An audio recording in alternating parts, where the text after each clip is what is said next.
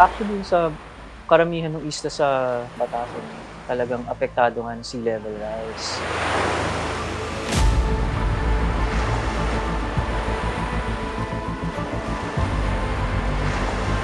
According ko sa nag-research dito, parang sa 2030 daw, ang up, parang lubog na daw yung isla namin.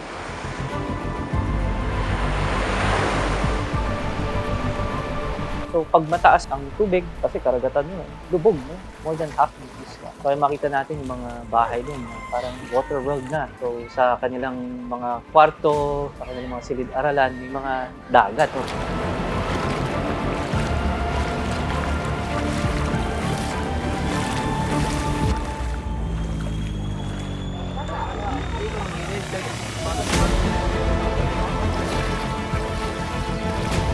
Mahirap pag ganyan kasi pag lumalaki yung dagat lalo na pag gabi. Hindi kami makatulog pag halimbawa malaki ang dagat sa gabi.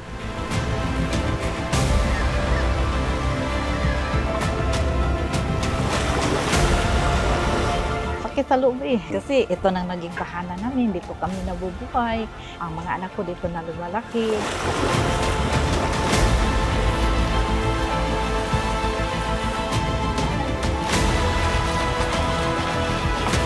May takot pero hindi nila inano yun sir. Parang baliwala lang nila yun. Walang bahala. Oo, no, ganun. Sabi nga nila lahat tayo mamamatay. Di, hintayin na lang natin.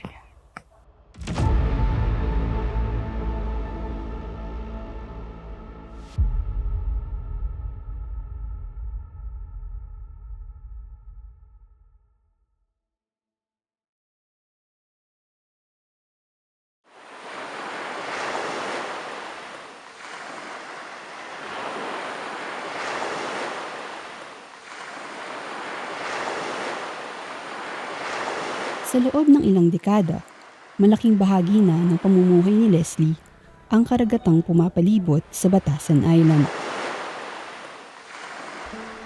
Mula sa kanyang kinagisnang payak na tahanan, dito na rin niya binuo ang kanyang sariling pamilya.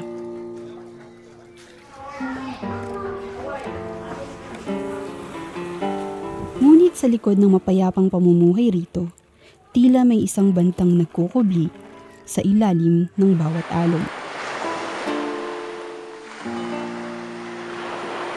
Hanggang kailan nila kayang maging matatag kung ang lupang kanilang kinatatayuan ay unti-unti nang naglalaho.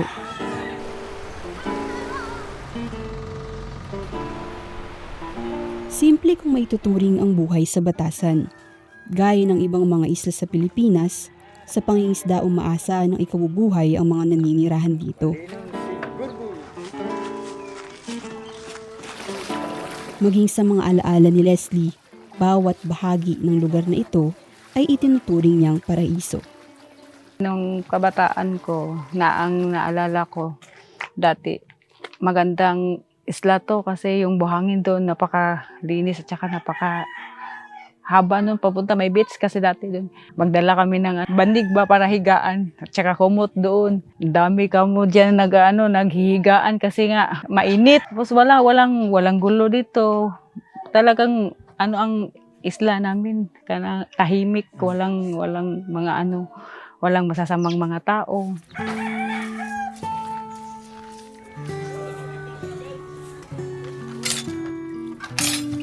Dahil isinilang siya sa isang malaking pamilya, kung saan kasama niyang lumaki ang kanyang 11 kapatid, maagang namulat si Leslie sa konsepto ng paghahanap buhay.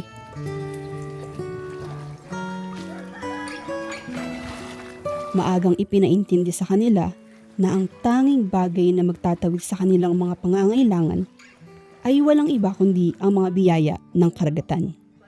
Siyempre, hirap na hirap sa dati, napakahirap talaga.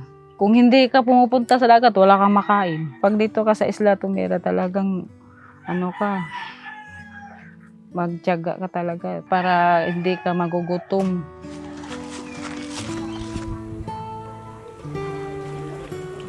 Kasi yun lang ang kinubuhay namin dito sa Yung iba dito na medyo umaangat dahil yan sa mga magulang na may pera. Hindi katulad namin na walang-wala. So, Kasi, naranasan niyo po yun nung bata po kayo? Na oo. kunyari kayo, kinakapos kayo dati? siyempre sir, hindi, wala nga kaming makain dati nga. Naghihintay na lang kami pagdating ng papa ko. Kumukulo na yung wala pang isinasaing. Kasi naghihintay kung may huli ba or wala. Paano po yung pagwala? Mangungutang sir. Tapos pag pumunta ka doon sa tindahan, sabihin pa, ang aga-aga mo pa, nangungutang ka na, gano'n. Tapos uwi ka walang dala. Hindi naging madali para kay Leslie at sa kanyang pamilya ang pagtaguyod sa kanilang mga pang-araw-araw na pangangailangan, lalong-lalo na nang biglaang pumanaw ang kanyang ama. Sabi ko sa sarili ko na hindi madaanan sa mga anak ko, kaya pag-aralin ko sila ng mabuti hanggat makakaya ko. Aso nung bata pa lang po kayo, importante na yung edukasyon? Oo, kasi nag-aaral din ako sir, pero huminto ako nung namatay yung papa ko.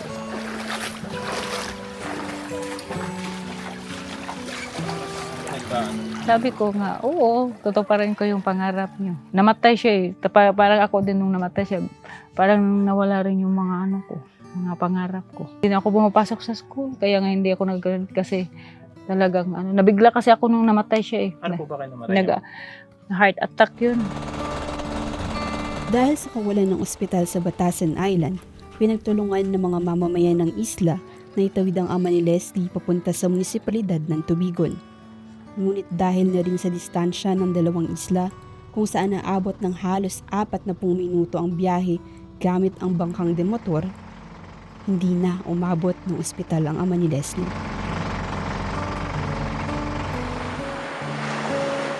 Matapos mailibing ang kanyang ama, lumuwas pa Maynila si Leslie para magtrabaho at kahit papaano'y mabawasan ang sakit na nararamdaman. Parang wala ako sa pumunta lang ako para lang mawala yung mga ng papa ko ba, yung nararanasan ko na napakahirap pag wala talagang ama. 19 years old pa ako nun. Tapos first time ko itong pumunta dun sa Maynila na hindi ko alam. Tagal ako dun sir, more than 5 years. Sa loob ng 5 taong paninirahan sa Maynila, napuno ng iba't ibang karanasan ang buhay ni Leslie. Pang-aabuso sa trabaho, kulang na pasahod, ilan lamang yan sa mga di niya malilimutang kabanata sa kanyang buhay.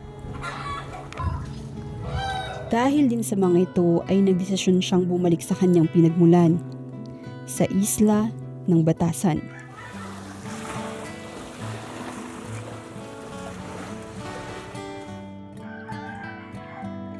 Dumaan ng ilang pang mga taon, nagkaroon na ng sariling pamilya si Leslie. Katuwang ang kanyang mister na si Tatay Loreto na nagtatrabaho bilang isang mangingisda. Marami po ang nagkain. Hindi man naging madali, buong tiyagang tinaguyod na mag-asawa ang kanilang 4 na anak sa tulong na rin ng karagatan. Kamusta naman po? Mahirap po ba magtaguyod ng pamilya po? Siguro sir, kung maganda lang naman ang ko sa sa pagdala ng mga anak mo, sa asawa mo, kung kontento ka lang, okay rin yun. Hindi naman ako katulad ng asawa ko, yun lang ang niya, kontento na ako. Kasi kung ilan ang kita niya, ganun. Sa layuning putulin ng kanilang siklo ng kahirapan, tiniyak ni Leslie na hindi magiging hadlang ang distansya o kakulangan pampinansyal. Ilang nanay po ba't po sigito kayo na yung mga anak siguraduhin po na makapag-aaral? Kasi sir, yun, maganda kasi yung may pinag-aralan sir. Kasi pag maghanap ka ng trabaho, maganda ang mapapasokan mo. Kung undergraduate ka lang, dyan ka lang sa construction, dyan ka lang sa mga mabibigat, maawa ka sa anak mo. Kasi naranasan ko yung mga ganyang bagay, kaya gusto ko hindi maranasan sa mga anak ko yung naranasan ko. Nang magpa siyang mag-aral ang dalawa niyang anak sa mas maunlad na isla sa Tubigon, hindi na nagdalawang isip si Leslie na suportahan ang kanilang pangarap. Pilit niyang ginawa ng paraan na makapagpadala ng kaunting pera sa mga anak para sa kanilang pag-aaral. Mahirap talaga sir pag maghahanap ng boarding house kasi hindi mo kasi alam yung mga kasamahan niya ba. Mga kasamahan niya kasi iba-iba sila iba-iba. Hanggat nga naabutan ng pandemic, hanggang mama, sabi niya, mama, ayaw ko na kasi ganyan. Sabi ko, tapusin mo lang, naman modular naman eh.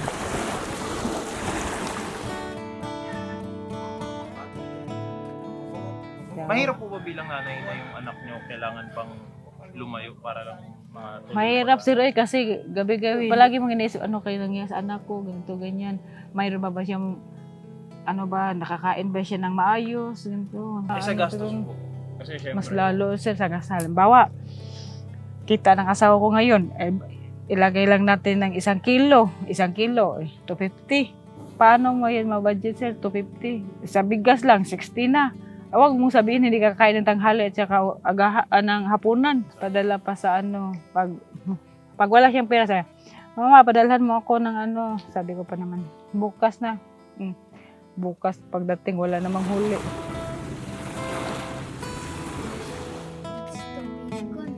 Tubigon, taon, tubigon. Napakahirap sir.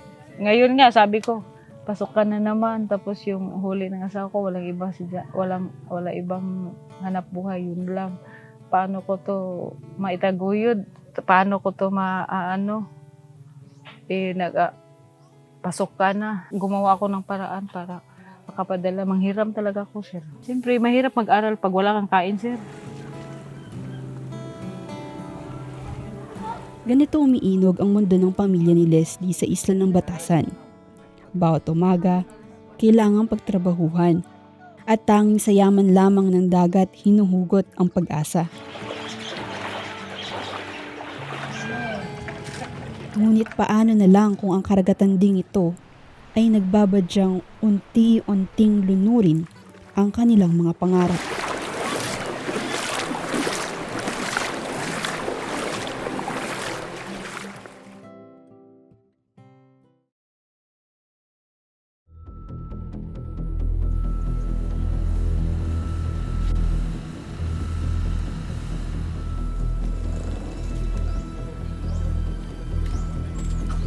Ika-15 ng Oktubre taong 2013, ginising ng 7.2 magnitude na lindol ang rehiyon ng Visayas. Ang epicenter nito ay tumama sa Bohol, bagay na naging dahilan kung bakit malaking pinsala ang iniwan nito sa probinsya. Walang ideya si Leslie na hindi lamang buhay nila ang babaguhin ng umagang yon, kundi ang buhay ng lahat ng naninirahan sa Batasan. October 15, nung nagkalindol, araw ng Martes yun. Mag-PP out kami sa 4-piece. Sumakay na kami sa bangka. Malapit na kaming sa pantalan. Ngayon, yung bangka namin biglang, gumandun ba? Sabi, ano ba yun? Akala namin yung parang naano kami sa bato. para umalog yung Sabi ko, ano yun? Diyos ko, pagtingin ko doon sa diyan sa pantalan, yung poste biglang natumba ba? Ganun, sabi ko, Diyos ko, tingnan niyo yung dagat siya. Kalma ka lang dyan. Sabi ko, bababa. So, pag ganun sa bangka, sir, doon sa pantalan, biglang, kasi parang nataranta na ba? Matapos panandali ang huminto ng lindol, agad na dumaong sa tubigon ang sinasakyang bangka ni Leslie. Nag-aalala man siya sa kaligtasan ng kanyang pamilya sa Batasan Island, ay kinakailangan muna niyang siguraduhin ang kanyang kaligtasan sa kabilang isla. Natapon kami lahat. Di ako basag-basa. Diyos ko, napakatakas ng lunggot. Sabi ng announcer, punta kayo doon sa bundok kasi yung dagat mag-tsunami daw. Diyos ko, sir, nakapaa ako, iniwan ko yun. Gumaganon ako, sumisigsag ako, patakbo kasi yung daanan ba, sir, bumuka. Tapos natatakot talaga ako, as in takot talaga ako, sir. Matapos ang lindol, halos 2 araw din na stranded sa tubigon si Leslie. Puno ng pangamba para sa kaligtasan ng kanyang pamilya sa Batasan Island. Martes yun, nakauwi ako Huwebes kasi palagi na lang aftershock tapos walang tumatawid na bangka doon. So wala kayong contact sa kanila po dito? Wala rin akong cellphone nun, sir. Hindi Wala. nag-aalala po kayo? Sobra, sir. Akala ko ano na nangyari sa kanila kasi siyempre dagat to, isla to. baka ano nangyari dito or na tsunami ba or ano. Tapos doon, Diyos ko wala. Yung damit ko sir talagang 3 araw, hindi ako nagbihis, basta ako. Tapos pagkagabi nun, ulan, umuwan. Wala kaming tawag ng silungan ba kung sa Bisaya. Silungan ba sir? Tapos kasi pag pumunta ka dyan sa building, matatapon, maanuhan ka ng mga yero. Di ba? Naganan ka. Nang makabalik sa Batasan, nagimbal si Leslie sa inabutang estado ng kanilang isla. Maraming kalsada ang nawasak. Maging ang mga yamang dagat ay naapektuhan ng lindol. Sa kabila nito, nakahinga siya ng maluwag nang makumpirmang ligtas ang kanyang pamilya. Sa gitna, di ba, tingnan nyo, sa gitna mayroong ano na parang semento na inaano na kasi biyak. Doon niya kabiyak sir. Nung nagbalik siya, aftershock last na parang lindol din na 5.0 ba yun? Tapos nag-close na siya. Yun ang naano. Tapos yung mga corals dito, yun, nagbago lahat. Marami Sa bahay niyo? sinkhole. Mas lalo sir, na ano, lahat ng ganito. Bumigay. Oo, bumigay siya na matagal yun, hindi nawala. Hanggang ngayon nga, mayroon pa akong parang ano sir. Takot ka pa. Na-trauma talaga.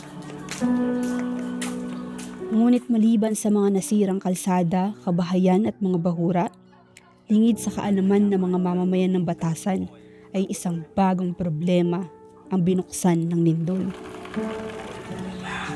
Isang problemang babago sa takbo at paraan ng kanilang pamumuhay.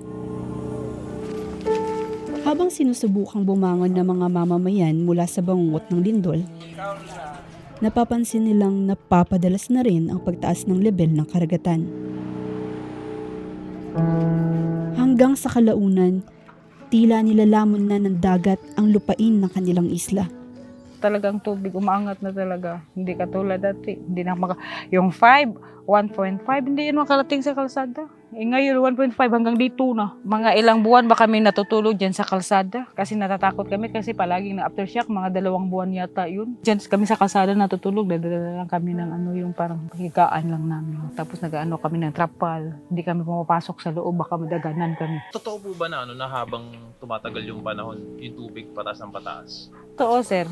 Oo, unti-unti talaga. Kasi dati, walang ano walang 2.11 ba yun sa calendar.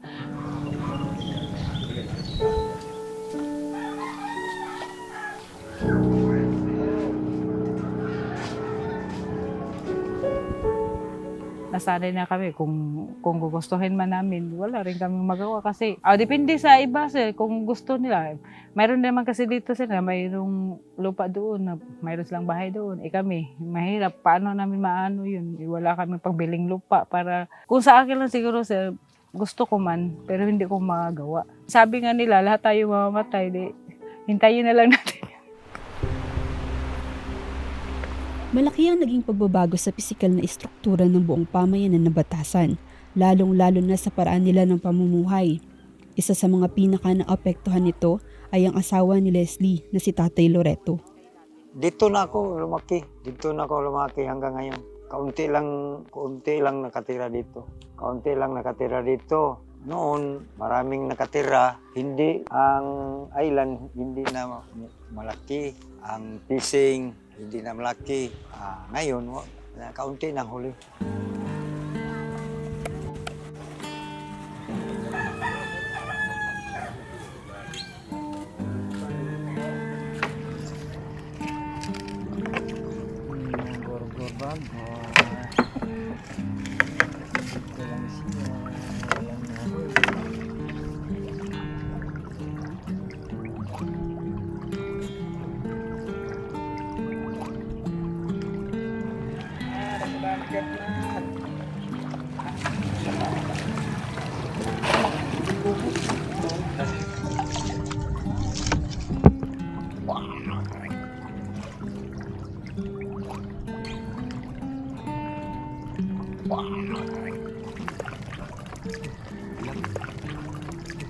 Lambat ng crab. Yan. Talaga ang tulong. Araw-araw. Ito lang ang aming hanap buhay. May nahuli, mayroong wala. Ngayon, pagka bukas ng manghuli ng crab, mayroong isa lang, Ganun sa isa. sa araw.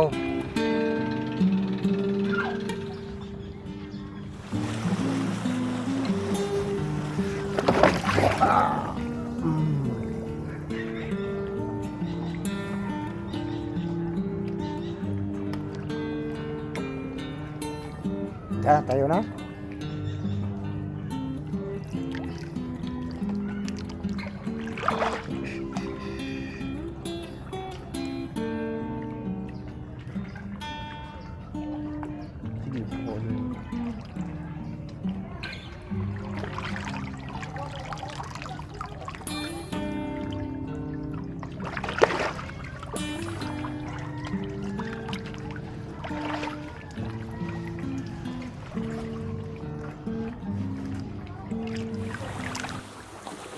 Ayon kay Tatay Loreto, malaki ang ibinaba ng bilang ng mga nahuhuling isda sa Batasan.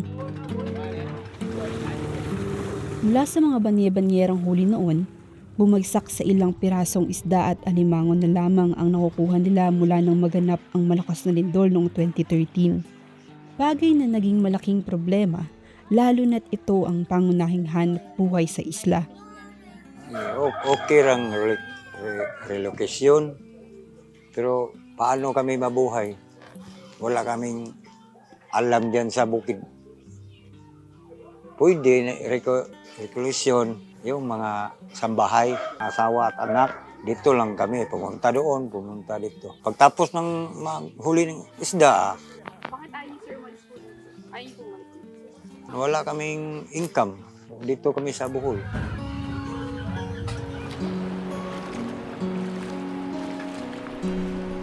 Sa loob ng 2 linggo kada isang buwan, ito ang eksena sa Batasan Island. Umaabot ng hanggang hita ang lalim ng tubig dagat na pumapasok sa komunidad. Dahil sa regular na itong nangyayari, ilang kabahayan na rin ang napilitang magpataas ng palapag. Habang karamihan sa kanila na walang kakayahang magpaayos ng tahanan ay tuluyan ng nasira. Hindi naging madali sa mga mamamayan ng Batasan na baguhin ang paraan ng kanilang pamumuhay. Maging ang mga kabataan, malalang naapektuhan ng mga naging pagbabagong ito. Tulad na lamang ng anak ni Leslie na si Ella. Kwento ni Ella, naagis na niya na ang mamuhay ng nakalubog sa karagatan. Dagdag pa niya, ito ang nagsisilbing motibasyon para pagsikapang makapagtapos ng pag-aaral. Nararamdaman mo na nag-aaral ka kasi naging yung sitwasyon mo na nakalabog sa tubig. Parang natatakot. Baka hindi na kami makapag-aral. Hirapan ako maglakad basta mayroong dagat. May experience ka ba na yung gamit mo na laglag habang pumapasok ka sa school? Swimming. Yan, pad sa hangin.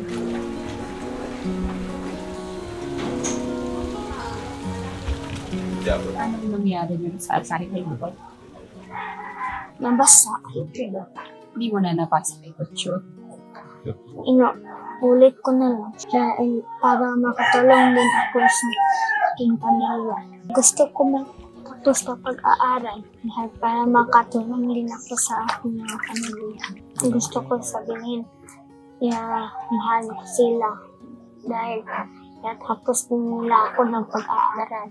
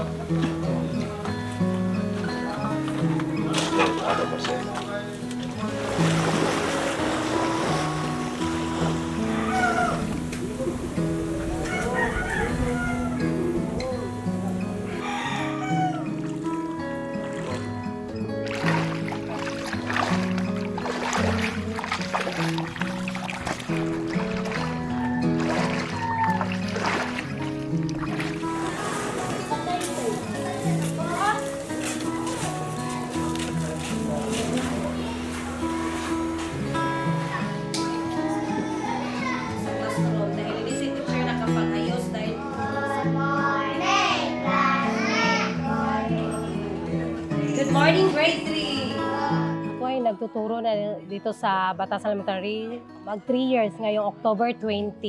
Then, unang experience ko dito ay mataas ang tubig. So, high tide talaga. At doon, ang experience ko ay nag-observe muna ako kung paano gumalaw sa high tide. Especially itong mga bata, mahirap ang mga gamit nila. Hindi sila kanang marunong bitaw mag-care sa kanilang gamit at masasayang lang kapag mapunta na sa tubig.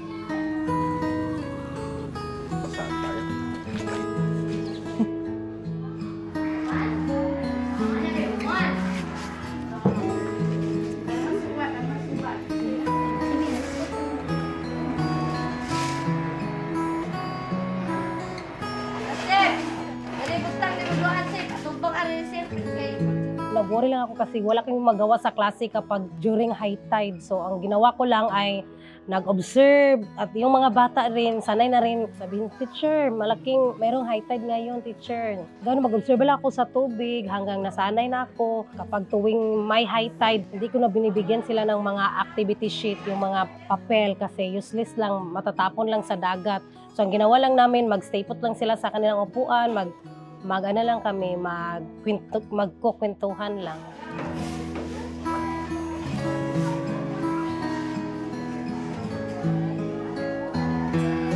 Pero kung magkukalupa na nilulag ni mama, kay nasa si mama mo. First time ko dito, naawa talaga ako sa kanang sitwasyon nila dito. Sinabi ko talaga na ang hirap talaga, ganito ang sitwasyon. Wala kayong magawa, wala kaming lesson na ma-input dahil sa high tide, nakakadisturbo. At yung mga bata rin, mas gusto rin nilang maligo na lang sa dagat. Kahit taga dito na sila, gusto pa rin nilang maligo sa dagat. At yung mga ibang bata rin naman ay kanang destructive. Parang ayaw na nilang pumasok tuwing high tide. Mas gusto na nilang umabsent.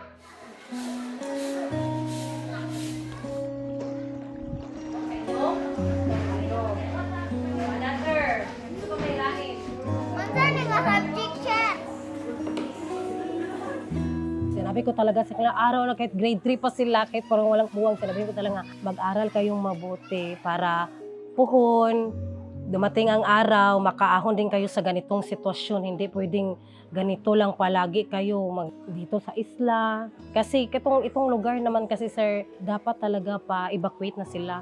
Pero of course, hindi talaga pwede kasi nandito ang kanilang hanap buhay. So ito na lang mga bata, palagi ko talaga in-encourage na mag-aral kayong mabuti, para puhon, makaahon kayo sa ganitong sitwasyon at yung mga mga parents ninyo, mailipat na ninyo sa lugar na doon na hindi na ganito high tide.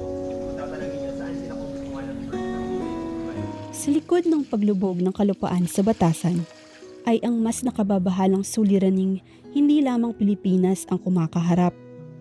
Ito ay walang iba kundi ang paglala ng pagbabago ng klima. Kung kalikasan na ang gumaganti, posible pa nga bang mahanap ang tiyak na kaligtasan?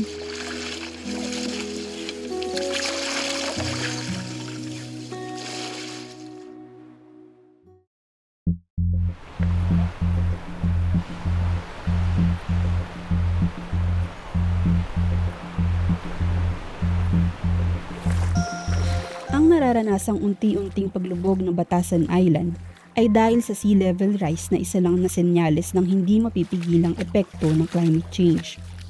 Hindi lang Batasan, kundi 3 pang mga isla sa Bohol ang apektado ng pagtaas ng tubig sa karagatan. Ang climate change, ito yung pagbabago or paglala ng existing na mga weather sa ating bansa. Primarily, nangyayari siya dahil sa excessive na carbon emissions globally. Dahil sa ating development, ang nakita nga natin ang development na tinahak ng buong mundo ay hindi siya sustainable. Ayon sa mga pag-aaral, ang mga malalaking bansa ang may pinakamataas na kontribusyon ng karbon. Habang ang mga maliliit na bansa sa Asya, tulad ng Pilipinas, ang pinaka-nagdurusa sa epekto nito sa mundo. Dahil doon sa pagbalot na yan ng usok, karamihan CO2, ay umiinit ang ating mundo. Yung init ng araw, kapag tumagos doon sa mga ulap, pumunta doon sa lupa, ay hindi siya nakakalabas. Kumbaga parang dinalutan natin ng kumot yung mundo. Kaya tayo merong global warming na tinatawag. So dahil sa patuloy na pag-init ng ating mundo, yung ating klima ay nagbabago. Ang Pilipinas nga ay namumuna sa annual and yung long-term impact ng climate crisis. Kaya talagang dehado tayo sa harap ng krisis, no, sa klima. Yung mga dating alam natin na ganito lang kalakas yung ulan, ganito lang kadalas yung malakas na ulan, ay magbabago. At dahil doon sa mga pagbabagong yan, maaaring magkaroon ng mas maraming panganib.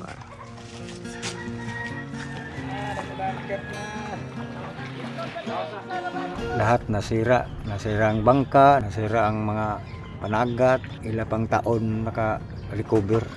Lahat na epekto, ang dalawang kalamidad, lahat kami nahirapan hasta ang panimalay namin.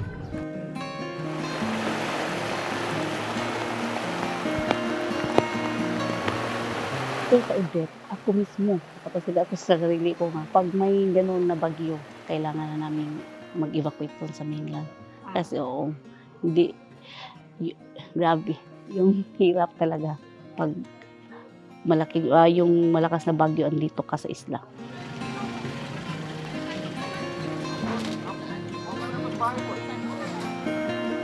First time sa history ng mundo na nagkaroon ng 4 typhoons na active simultaneously at lahat yung nagaling Pilipinas. So, yun yung mga ilang example lang. And beyond that, of course, yung extreme heat, no, na nararanasan na natin na every year na lang naapektuhan tayo ng mga high heat index, no, na nagdudulot ng kawalan ng pasok dahil nga napakainit.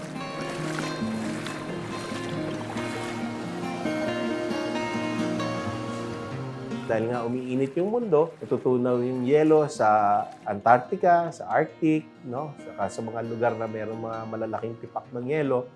At pag natunaw ito, yung mga oceans and seas, tumataas ang level. At pag tumaas yung level, yung mga nandun sa coastal region ay babahain na. At nakikita na natin ito sa mga iba't ibang lugar ng ating bayan, ng Pilipinas.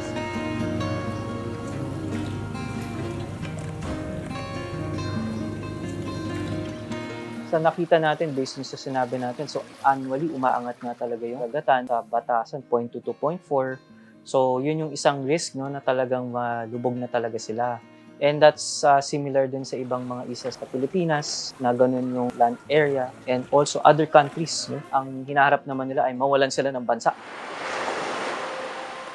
Sa pagtaas ng tubig sa karagatan, pati ekonomiya at pamumuhay ng mga ordinaryong Pilipino, gaya ng mga residente sa Batasan, ay lubhang apektado dahil sa climate change.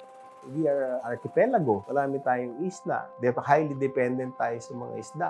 So, ayaw natin yung global warming na ganyan. Kapag tumaas yung sea level, ang dami nating mga coastal communities. Majority of our communities are along the coast. At wala natin matitirahan. Pag tuloy na uminit ang mundo, o di ka grabe yung mga impacts. Lalaki ang baha, dadami ang landslide, mas mabilis ang pagtaas ng sea level, ang tubig dagat. At marami pa, no? Mauubos ang mga corals. Pag nasira yung mga corals, walang maliliit na isda.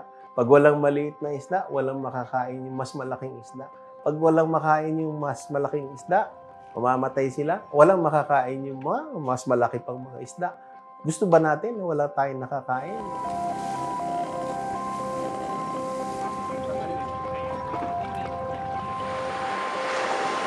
Yung ecosystem din, maapektuhan kung naapektuhan yung ecosystem. So, yung paghuli sa karagatan ng mga isda, mababawasan din. Dahil sa sitwasyon sa Batasan, ikinokonsidera na itong uninhabitable island. Pero isa sa ikinababahala ng Department of Environment and Natural Resources, kung magpapatuloy ang trend ng sea level rise, inaasahang lulubog ang nasa 17% ng isla sa Pilipinas pagdating ng 2100, kung saan 64 na mga probinsya ang at risk at 13.6 milyong mga residente ang maapektuhan. naman agad-agad na paano kami dito, paano iba o paalisin, pero yun ang advice nila. Dapat wala na daw mag-ano dito, wala na magtumira.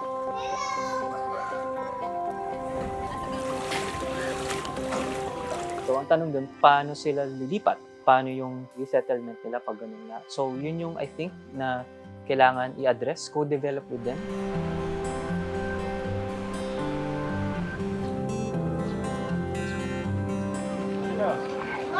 Marami ang madi-display. Pag marami ang na-display, saan sila pupunta? So magkakaroon tayo ng mga problema. So dapat yung mga yan inaaral, tapos ginagawan na ng paraan bago pa mangyari yon, panahon na yon na pagulo na, napagplanuhan na natin para alam natin ang gano'n.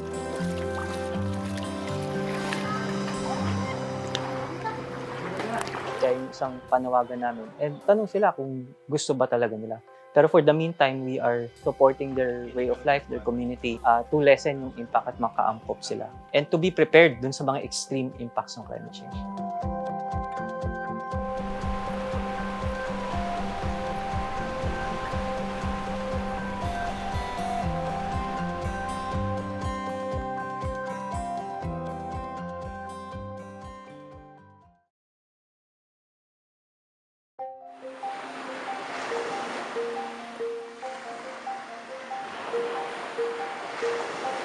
Kung magpapatuloy ang trend sa pagtaas ng tubig sa karagatan, hindi malayong mas marami pa ang mga islang maglalaho, hindi lang sa Pilipinas, kundi sa iba't ibang bahagi ng mundo.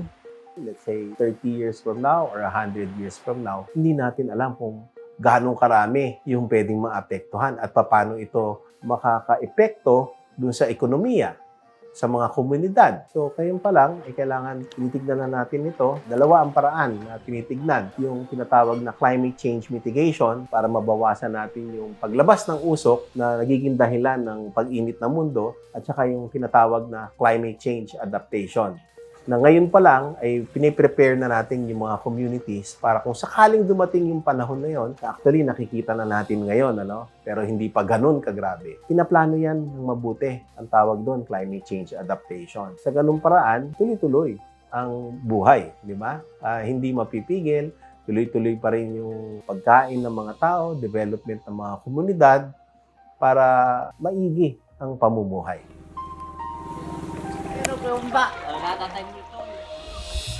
Diba ginagawa na ng mga community sa Batasan Island yung pag-angat ng kanilang mga bahay at yung paggamit ng solar energy kasi nga mahal yung paggamit ng mga genset, no? Na gumagamit pa ng mga krudo. Ano yan? A ways of adaptation, pag-angkop sa bagong realities ng climate.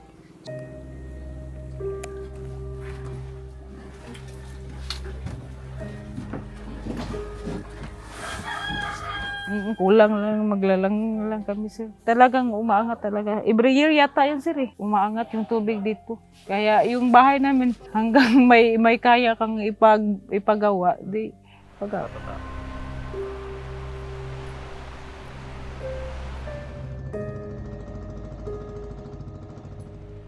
Yung mangrove, malaking tulong yun sa amin. Bakit? Kasi pag yung malakas na alon, parang doon lang sila lahat naman dito nag-prepare na kasi makita naman yun sa kalendar kung gaano kataas ang dagat ngayon.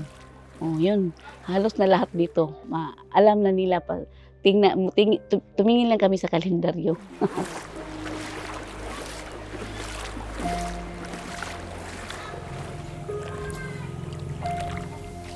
Part na siya ng kabuhayan natin. Kaya ang importante, wag na natin siyang palalain. So that's why in Greenpeace, we're doing yung tingin namin na magiging effective para mapabilis yung pag-act ng mga major polluters. Kasi kung Pilipinas lang ang kumilos sa usapin ng pagbawas ng emission, hindi siya sapat kasi global problem siya eh. Habang tayo nagbabawas, while yung pinakamalalaking polluters ng mga corporation patuloy pa rin, wala magbabago.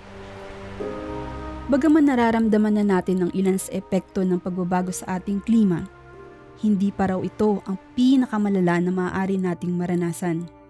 Gusto natin ilimit, di ba? Sa ngayon, buhay ka pa naman, buhay pa naman ako. Tingin ko, wala pa tayo doon sa tipping point.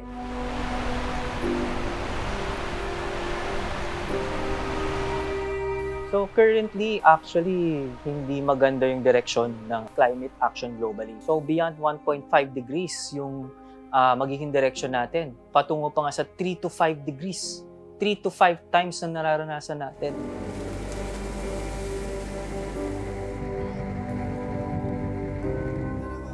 Ayaw nating umabot na mas mainit pa sa 1.5 degrees sa baseline, no, ng bago nagkaroon ng Industrial Revolution.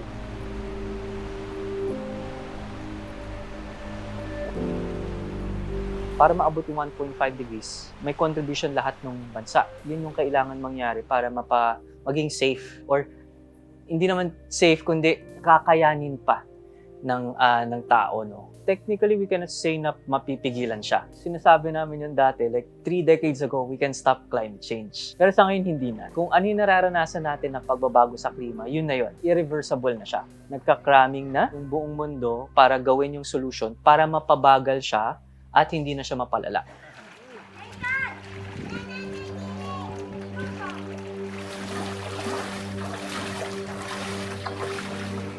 Ayaw natin intayin na last minute na nandyan na wala na tayong magawa. Maraming pwedeng gawin, no? Pwede na natin sa una, pagkwento lang, di ba? Kwento sa inyong mga kapatid, sa inyong mga nanay at tatay.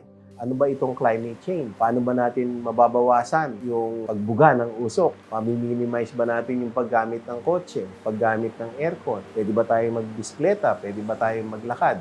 Yun ang mga pinakasimpleng pwedeng gawin.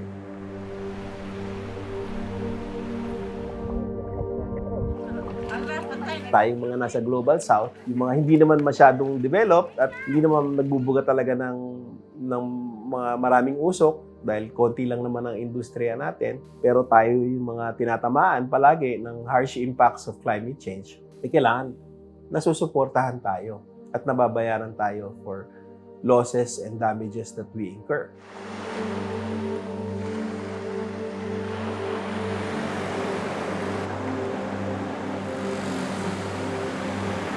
This point, hustisya na ang dapat tignan kasi malinaw na yung science, malinaw kung sino nagdulot na to. So, sa panahon kasi ngayon, hindi dapat isipin na rin natin yun nga, sinong dapat magbayad sa mga dilubyo na nararanasan natin. Kasi kadalasan tayo sa bulsa natin at yung LGU at yung national government natin. Pero since malinaw na itong mga malalaking korporasyon nagdulot nito, dapat isipin na natin paano natin gagawin ng paraan para masingil sila, no? Yung tinatawag na natin danyos.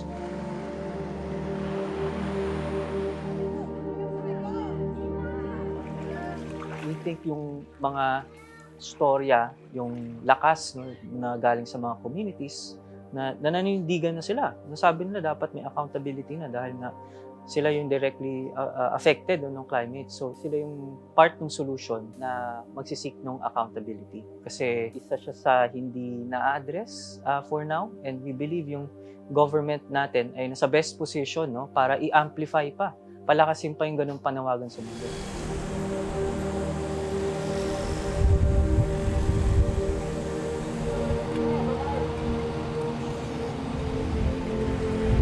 Dapat lang, meron silang monitoring, kailangan din managot na dapat malimit according to the agreements na global. Isang sandata sana para mapanagot ang mga pinakamalalaking kontributor ng karbon ay ang pagkakaroon ng mga batas na poprotekta sa mga bansang pinakaapektado ng pagbabago sa klima. For communities, magandang mag-support ng mga legislation, no, na makakatulong sa paggamit ng climate justice. So isa doon yung Klima Bill. I think lahat makakatulong at iba't ibang anyo ng action can help. The more involved yung mga tao sa mga plano na to, the more na magiging resilient ang ating mga komunidad.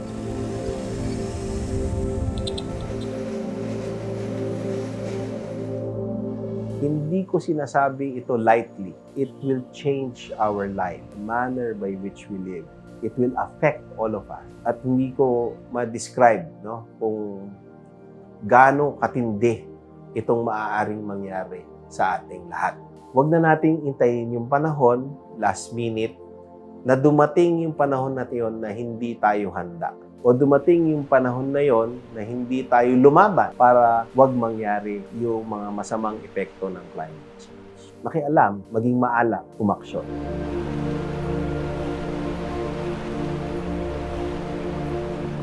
Kung mahal natin ang ating pamilya, At kung mahal natin ang ating bansa at ang ating mundo, ay importanteng makialam. Kasi kung hindi, baka lahat tayo dito ay mawala.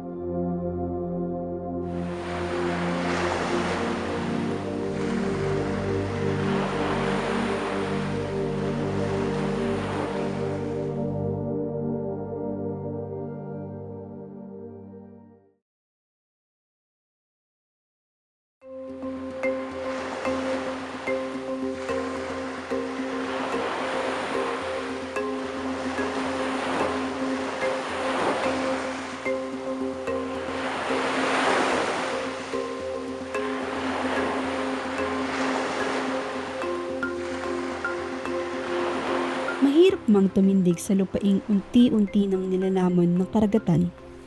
Buo pa rin ang pananalig ng mga taga-Batasan na sa gitna ng panganib at pangamba, maitataguyod pa rin nila ang kanilang payak na pamumuhay. Higit pa sa usapin ukol sa kanilang katatagan, ang mas mabigat na katanungan ay kung hanggang kailan tayo magiging manhid sa kanilang panawagan.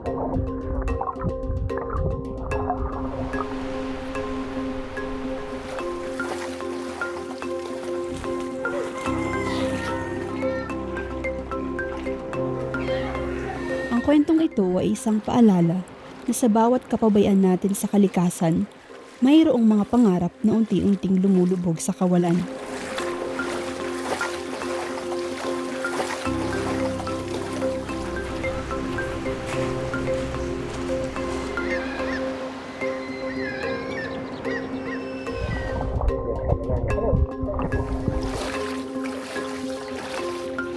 Dahil ito ang tunay na mukha ng krisis sa pabago-bagong klima.